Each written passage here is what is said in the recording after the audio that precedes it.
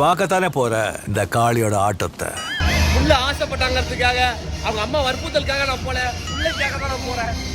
அருண் அப்பா என்கரேஜ் பண்றாங்க பயங்கரமா, உன்னால முடியும்னு. ஆஹா, ஃபர்ஸ்ட் டைம் ட்ரை பண்றான். மக்களே இப்ப அது ஓபன் ஆனா அது கீழே விழுவோம். நான் பார்க்காம ட்ரை பண்ணுவான்னு நினைச்சேன், பட் பார்த்துட்டான்.